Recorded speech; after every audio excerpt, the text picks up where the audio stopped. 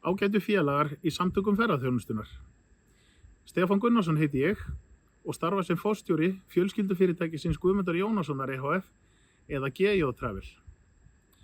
Frá barnæsku fór ég á hverju sumri með afa mínum í tjaldferðir hálendi Íslands og öðlaðist fljótt virðingu fyrir landinu og fólkinu sem í því býr.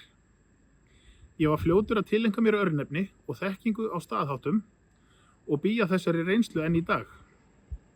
Það má kannski segja að ég sé sveitaluppi í aðra röndina en heimsborgari í hina, því það er varla lófastór blettur á Íslandi sem ég hef ekki komið á, en á sama tíma hef ég heimsótt nærri 80 lönd í heiminum. Sem framkvæmdastjóri Jarðbaðanna tók ég þátt í að stofna samtök heilsuferðaþjónustu og sat þar í stjórn.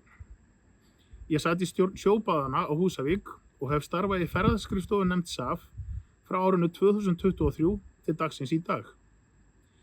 Hjá GJ Travel hef ég lagt áherslu á að taka þátt í framsýnum verkefnum og er fyrirtæki stofnaðili að íslenska ferðaklassanum og SoGreen nýsköpunarverkefninu. Mikil áhersla er lögð á sjálfbærni í rekstri og það var því mikill heiður nú fyrr í vetur þegar við hlutum hvatningaverðlaun ábyrgrar ferðaþjónustu. Það hefur margt áunnist frá því að við tókum þátt í að stofna SAF árið 1998, en það hefur gengið misvel að eiga við stjórnvöld á hverjum tíma og skilningur á mikilvægi ferðaþjónustunnar fyrir hagkerfið hefur á stundum verið takmarkaður.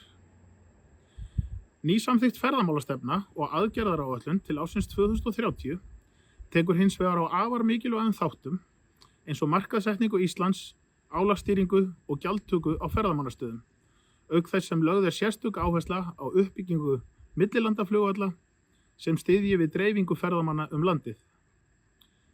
Við eigum í stöðugu samtali við stjórnvöld og ég ber miklar væntingar til nýrrar ríkisstjórnar þétt samstarf þær áskoranir sem við blasa.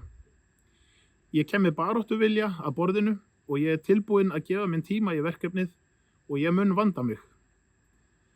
Á síðasta aðalfundi vakti ég athygli á því að það vantaði talsmenn af landsbyggðinni og við það stend ég enn. Sem stjórnarmaður í SAF mun ég ekki láta mitt eftir liggja í hagsmunabaráttu fyrir okkur öll.